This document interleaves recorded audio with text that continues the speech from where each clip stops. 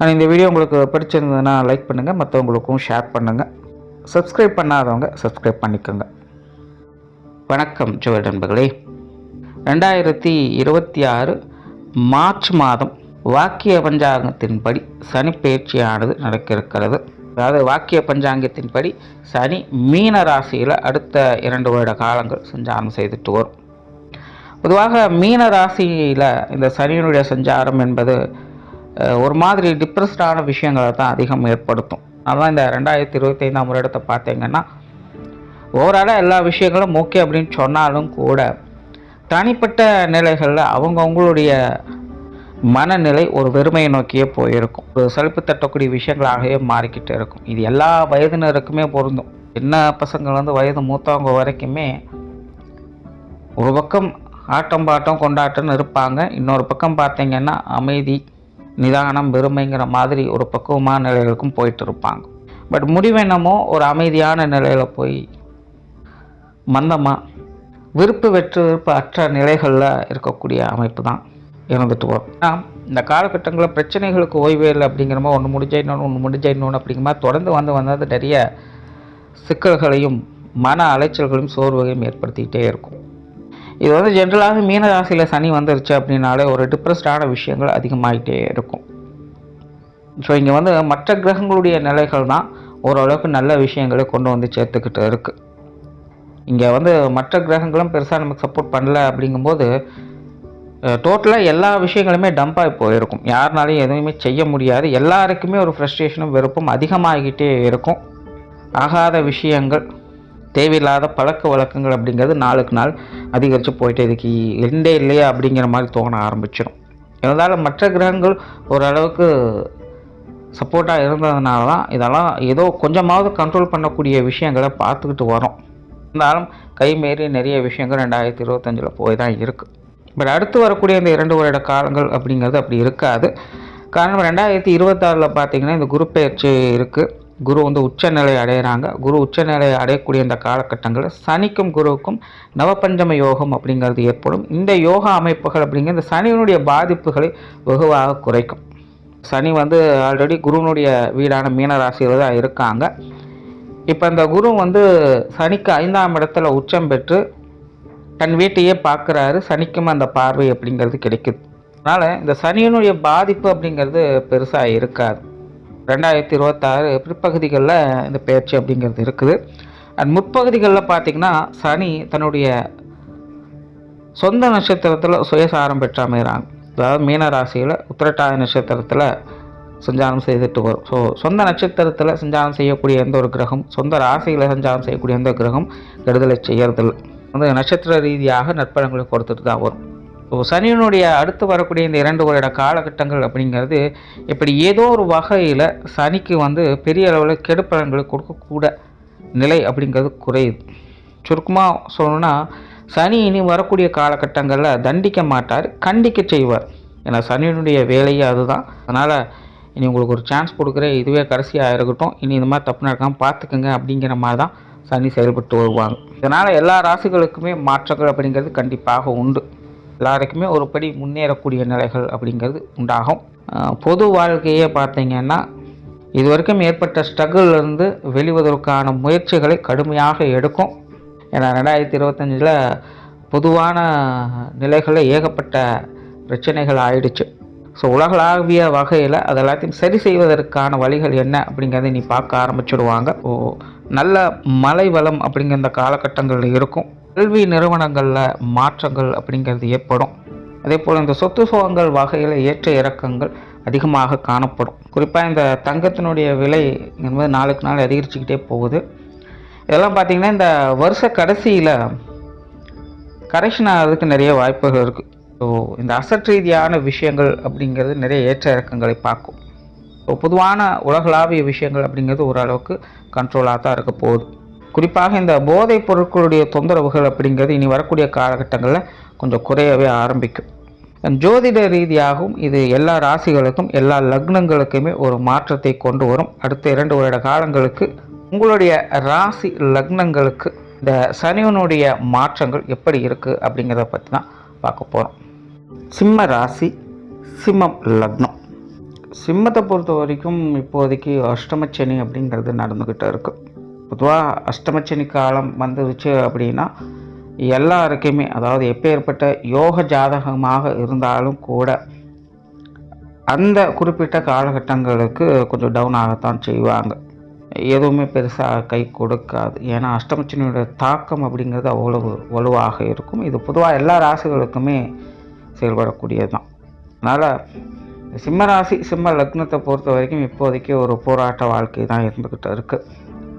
அதுலேயும் சிம்ம லக்னத்தை காட்டிலும் சிம்ம ராசியினுடைய நிலை அப்படின்னு பார்க்கும்போது அதில் இன்னும் கொஞ்சம் கூடுதலாகவே அழுத்தம் என்பது இருந்துக்கிட்டு இருக்கும். பட் அதே நேரம் இதற்கு முழுக்க முழுக்க காரணம் சனி அப்படின்னு மட்டும் சொல்லிட முடியாது. இப்போ ராசிகள் இந்த ராகு கேதுக்களுடைய சஞ்சாரம் சேர்ந்து இருக்கக்கூடிய நிலை தான் சிம்ம ராசி சிம்ம லக்னத்துக்கு ரொம்பவுமே மன அழுத்தத்தை அது கொடுத்து கொண்டு இருக்குது. இப்படி எப்போவுமே ஜோதிடத்தை பொறுத்த வரைக்கும் ஒரு விஷயம் ரொம்பவுமே கெட்டு போகுது அப்படிங்கிற பட்சத்தில் அதுக்கு ஆப்போசிட்டாக சில நல்ல விஷயங்கள் அப்படிங்கிறதும் போய்கிட்டு இருக்கும். ஸோ அப்படி தான் இந்த சிம்மராசி சிம்ம லக்னத்தை பொறுத்த வரைக்கும் இந்த வருட கிரகங்களுடைய நிலைகள் அப்படிங்கிறது பெருமளவில் அவங்களுக்கு நெகட்டிவாக வேலை செஞ்சாலும் கூட மற்ற கிரகங்களுடைய நிலை, குறிப்பாக அந்த மாத கிரகங்களுடைய நிலைகள் அப்படிங்கிறது அவங்களுக்கு கொஞ்சம் சாதகமான வகையில் செயல்பட்டுக்கிட்டு இருக்குது. அதனால் துன்பத்திலும் இன்பம் அப்படிங்கிற மாதிரி ஒரு சில நல்ல விஷயங்களை அவங்க அப்பப்போ பார்த்துக்கிட்டு வர்றாங்க. குறிப்பாக மற்றவங்க மூலமாக நிறைய கான்ட்ரவர்சியான விஷயங்களை பார்க்கக்கூடிய அவங்களே தான் மற்றவங்க மூலமாக சில நன்மைகளையும் அவங்க பார்த்துக்கிட்டு வர்றாங்க. யாரோ ஒருத்தங்க குறைச்சல் கொடுத்துக்கிட்டு இருக்கலாம், ஆகாதவங்களாக மாறிக்கிட்டு இருக்கலாம். ஆனால் எல்லாருமே அப்படி இருக்குமாங்கன்னு சொல்ல முடியாது. அவங்களை தவிர்த்த மற்றவங்களால் சில நன்மைகள் ஆதாயங்கள் அப்படிங்கிறதும் கிடைச்சிக்கிட்டு இருக்கும். அதாவது ராசி நிலைகளின் அடிப்படையில் இந்த சிம்மராசியை பொறுத்த வரைக்கும் உங்கள் மூலமாக மற்றவங்களுக்கு சகாயம் அப்படிங்கிறது ஏற்படும். அதனால் மற்றவர்கள் உங்களை தேடி வருவாங்க. ஸோ இது அவங்களுடைய சகாயங்களின் மூலமாக உங்களுக்கு சகாயங்கள் நன்மைகள் அப்படிங்கிறது கிடைச்சிக்கிட்டு இருக்கும். அதனால் இது தனித்த நிலையில் சிம்மராசி சிம்ம லக்னக்காரங்க அவங்களுடைய வாழ்க்கைக்கு சிரமங்களையும் சங்கடங்களையும் கொடுத்து கொண்டு இருக்குது. ஆனால் அதே நேரத்தில் மற்றவங்க மூலமாக சகாயங்களையும் ஆதாயங்களையும் அது ஏற்படுத்திக்கிட்டு இருக்கும்.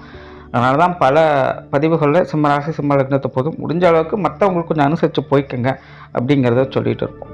அதே நேரம் யாரையும் முழுமையாக நம்பவும் கூடாது அப்படிங்கிறது சிம்மராசிக்கு பொருந்தும். ஏன்னா அந்த ராகு கேதுக்களுடைய நிலை இருக்கும்பொழுது யாரையும் முழுசாக நம்ப முடியாது.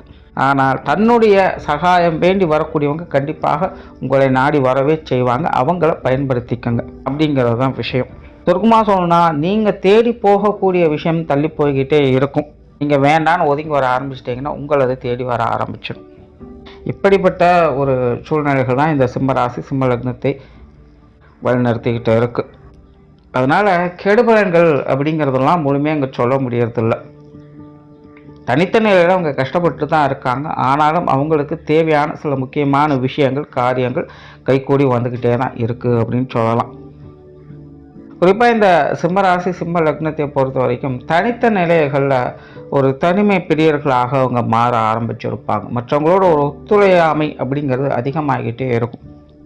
நெருங்கி பழகியவர்கள் எல்லாமே கொஞ்சம் உதாசனப்படுத்திக்கிட்டே இருப்பாங்க. இந்த மாதிரியான விஷயங்கள் உங்களுக்கு கொஞ்சம் சங்கடத்தை ஏற்படுத்தும். ஆனால் புதிய நட்புகள் அப்படிங்கிறது அவங்களுக்கு கொஞ்சம் ஆறுதலாக அமைஞ்சுக்கிட்டு இருக்கும். அதனால் பொதுவாகவே மற்றவங்களுடைய பழக்க வழக்கங்கள் அப்படிங்கிறதையே பட்டும்படாமல் வச்சுக்கிறதுனால யார்கிட்டையும் இதை எக்ஸ்பெக்ட் பண்ணாதீங்க. ரொம்ப மேலோட்டமாக பழகிங்க, அது உங்களுக்கு ரொம்பவுமே சால சிறந்தது. அது எந்த ஒரு விஷயமோ எந்த ஒரு வேலையாக இருந்தாலும் சரி, வேலை படிப்பு குடும்பம்னு எல்லாருக்கிட்டையுமே அப்படியே பட்டும்படாமலும் இருந்துக்கிறதுனால ரொம்ப ஓவர் அஃபெக்ஷன் ஆகிட்டாலோ ஒரு ரொம்ப எக்ஸ்பெக்டேஷன் வச்சுக்கிட்டாலோ அதெல்லாம் கொஞ்சம் சொதப்ப ஆரம்பிச்சிடும். ஏன்னா இந்த சனியினுடைய நிலை அப்படிங்கிறது அது ஒரு மாதிரியாக டல்லான தன்மைகளை ஏற்படுத்திக்கிட்டு இருக்கும். ஆனால் அந்த ராகு கேதுக்குள்ள நிலை ஒரு தெளிவான முடிவை எடுக்கும்னா குழப்பிட்டு இருக்கும். இக்கரைக்கு அக்கறை பச்சை அப்படிங்கிற மாதிரி தான் நம்ம ஒரு விஷயத்த முடிவு பண்ணுவோம், ஆனால் ஆப்போசிட்டில் அது வேறு மாதிரி போயிடும். நிஜம் என்ன அப்படிங்கிறத கண்ணில் காட்டாது. நம்மளாவே ஒரு யோகத்தில் ஏதாவது ஒரு விஷயங்களை செய்ய ஆரம்பிச்சிடும். சிம்மத்தை பொறுத்த வரைக்கும் இப்போதைய அந்த கிரக நிலைகளின்படி முழுக்க முழுக்க கண்ணை கட்டி காட்டில் விட்ட கதை தான். சும்மா ஜஸ்ட்டு இந்த ஒரு சுச்சுவேஷனை இமேஜின் பண்ணி பாருங்கள். ஒரு தெரியாத புரியாத காட்டில் உங்கள் கண்ணையும் கட்டி விட்டுட்டா எப்படி இருக்குமோ அப்படி தான் உங்களுடைய வாழ்க்கையின் நிலை அப்படிங்கிறது போய்கிட்டு இருக்கும். ஒவ்வொரு விஷயத்துலேயும் அப்படி தான் ஸ்டெப் எடுத்து எடுத்து வச்சுட்டு வரீங்க. இதனால் உங்களுடைய கான்சியஸ்னஸ் அப்படிங்கிறது அதிகரிக்கும். நாளுக்கு நாள் உங்களுடைய உள்ளுணர்வை நீங்கள் முழுமையாக பலம் படுத்திட்டு வரீங்க அப்படின்னு சொல்லலாம். இந்த மாதிரியான ஒரு கட்டமைப்பு அப்படிங்கிறது யோக நிலைகளுக்கு சால சிறந்தது. சந்நியாச நிலைகளை நோக்கி போகிறவங்க, மோட்சம் பெறுவதற்காக பல வழிகளை தேடி போகிறவங்களுக்கு இந்த மாதிரியான கால அமைப்பு அப்படிங்கிறது ரொம்ப ரொம்ப சிறப்பு. பட் இது நிதர்சன வாழ்க்கையில், யதார்த்த வாழ்க்கையில் இது அப்படியே ரிவர்ஸில் வேலை செய்யும். ஏன்னா நிதர்சன வாழ்க்கையை பொறுத்த வரைக்கும் இங்கே பொருளும் பற்றும் தான் எல்லாமே காரணமாக வேலை செஞ்சுக்கிட்டு இருக்கும். ஆனால் ஆன்மீக உலகத்தை பொறுத்த வரைக்கும் அது அப்படியே ரிவர்ஸ். அங்கே பற்றற்ற தன்மையும் பொருளற்ற தன்மையும் தான் வேணும். கிட்டத்தட்ட இப்போ அந்த சந்நியாச நிலைகளில் தான் இந்த ராசியும் லக்னம் வேலை செஞ்சுக்கிட்டு இருக்குது. அதனால் இப்போதைய நிலைகளில் இந்த ராசி லக்னத்துக்கும் ஆன்மீக பலம் அப்படிங்கிறது அதிகம். உங்களை நீங்களே அடையாளம் காண்பீங்க, உங்களை நீங்களே செதுக்கிக் கொள்வீங்க. உங்களுடைய உண்மையான பலம் என்ன, பலவீனம் என்ன அப்படிங்கிறதெல்லாம் இந்த காலகட்டங்களில் முழுமையாக உங்களுக்கு தெரிய ஆரம்பிச்சிடும். அடுத்தது நாம் இனி எதை நோக்கி போக போகிறோம் அப்படிங்கிறதுக்கான பாதையை பார்க்கக்கூடிய ஒரு காலகட்டமாக தான் இதெல்லாம் அமையுது. பொதுவாக இந்த சிம்மராசி சிம்ம லக்னத்தை பொறுத்த வரைக்கும் என்றைக்கும் சோர்ந்து போக மாட்டாங்க. எல்லாம் நன்மைக்கு அப்படிங்கிற மைண்ட் செட் உங்களுக்கு எப்போவுமே இருக்கும். ஆனால் அதனுடைய உண்மையான பலம் என்ன அப்படிங்கிறது தெரிஞ்சால் தான் அதை செயல்படுத்த முடியும். ஸோ அந்த பலத்தை தெரிந்து கொள்வதற்கான ஒரு காலகட்டம் தான் இது. ஸோ முழுக்க முழுக்க உங்களுடைய அனுபவ அறிவை பெருக்கிக் கொள்ளக்கூடுவதற்கான வாய்ப்புகள் இந்த காலகட்டங்கள் ஏற்பட்டு கொண்டே இருக்கும். தொழில், வேலை, உத்தியோகம் சார்ந்த விஷயங்கள் இந்த காலகட்டங்களில் ஓரளவுக்கு சாதகமாகவே இருக்குது. குறிப்பாக சுயதொழில் செய்யக்கூடியவங்களுக்கு ஒரு நல்ல காலகட்டம் அப்படின்னே சொல்லலாம். வேலை பார்க்கக்கூடியவங்களுக்கு கொஞ்சம் சிரமங்கள் இருக்கும். பட் அதுவும் பார்த்திங்கன்னா இந்த சனிப்பெயர்ச்சி, அது வாக்கியப்படி ஏற்படக்கூடிய இந்த சனிப்பெயர்ச்சியிலேருந்து பெருசாக ஸ்ட்ரகிள் அப்படிங்கிறது இருக்காது. ஓரளவுக்கு எல்லாத்தையும் மேனேஜ் பண்ணிப்பீங்க. தொழில், வேலை, உத்தியோகமாக நிறைய இடமாற்றங்கள் அப்படிங்கிறது ஏற்படும். அந்த இடமாற்றங்களை ஏற்றுக்கொள்ளுங்கள். அதனால் முன்னேற்றம் கிடைக்குமா அப்படிங்கிறது தெரியாது. பட் இப்போதைக்கு அந்த இடமாற்றம் அப்படிங்கிறது உங்களுக்கு தேவைப்படக்கூடியதாக இருக்கும். அதனால் வேலையில் ஏதாவது இடமாற்றங்கள் கிடைக்கிது அப்படின்னா அது தாராளமாக ஏற்றுக்குங்க. இதுபோல் பொருளாதாரம் சம்மந்தப்பட்ட விஷயங்கள் கொஞ்சம் அழுத்தம் தரக்கூடிய நிலைகளில் இருக்குது. எவ்வளவு காசு வந்தாலும் ஏதோ ஒரு வகையில் காணாமல் போயிட்டே தான் இருக்கும். சேமிப்புகள் அப்படிங்கிறதே நினச்சி பார்க்க முடியாத நிலைகள் தான் சிம்மராசி சிம்ம லக்னக்காரங்களுக்கு போய்கிட்டு இருக்குது. பட் இந்த சனிப்பெயர்ச்சிக்கு பிறகு பார்த்தீங்கன்னா சுப விரயங்கள் அப்படிங்கிறது அதிகமாகும். உங்களுடைய விரயங்களுக்கு ஏற்ப பண வரவுகள் அப்படிங்கிறதும் இருந்துக்கிட்டு இருக்கும். பொருளாதார ரீதியாக பெரிய அளவில் இல்லைனாலும் ஓரளவுக்காவது கொஞ்சம் சங்கடமில்லாத சூழ்நிலைகளை பார்க்க முடியும். சொத்து சுகங்கள், வாகன ரீதியான விஷயங்கள் ரொம்பவுமே சிறப்பான நிலைகளில் செயல்பட்டுக்கிட்டு இருக்குது. குறிப்பாக இந்த சிம்மராசி சிம்ம லக்னக்காரங்களுக்குள்ள அந்த வீடு, நிலபுலங்கள் சம்மந்தப்பட்ட விஷயங்களில், வாகன ரீதியான விஷயங்களில் சில சாதகமான மாற்றங்கள் அப்படிங்கிறது கண்டிப்பாக இருக்கும். ஒரு இடம், வீடு வாங்குவதானாலும் சரி, கொடுப்பதானாலும் சரி, இந்த காலகட்டங்கள் ரொம்பவே சிறப்பாக இருக்குது. பூர்வீக சொத்துக்கள் வகையில் ஒரு சுமூகமான மாற்றங்கள் அப்படிங்கிறது எப்போவுமே இருந்துக்கிட்டு இருக்கும். ஸோ சிம்மராசிக்காரங்களுக்கு ரொம்பவே சிறப்பான அமைப்புகள் அப்படின்னு பார்க்கும்பொழுது இந்த சொத்து சுகங்கள் வகையில் தான் சொல்லலாம். ஸோ இது சார்ந்த விஷயங்கள் எல்லாமே உங்களுக்கு ரொம்பவே நல்லபடியாக இருந்துகிட்டு இருக்கும். குடும்ப விஷயங்கள், காரியங்கள் ஓரளவுக்கு கட்டுப்பாட்டிலே இருக்குது. ஸோ மந்தமான சூழ்நிலைகள் தான், ஆனால் மோசமான நிலைகள் இல்லை.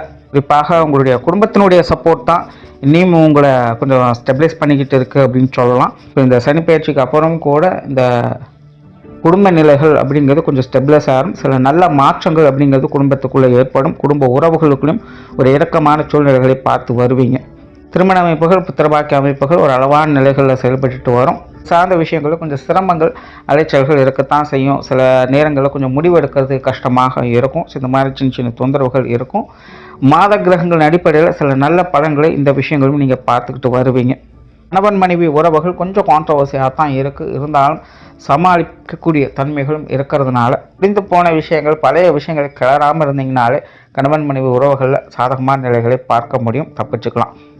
மாணவர்களுக்கு கல்வி, வித்தை சம்பந்தப்பட்ட விஷயங்கள் ரொம்ப ரொம்ப சிறப்பாக இருக்குது. மாணவர் நிலைகள் உயரக்கூடிய ஒரு காலகட்டம் தான். பட் ஸ்டில் அந்த அஷ்டமச்சனி செயல்பட்டு இருக்கிறதுனால மாணவர்கள் அப்பப்போ கொஞ்சம் டிஸ்ட்ராக்ட் ஆவாங்க, சோர்ந்து போவாங்க.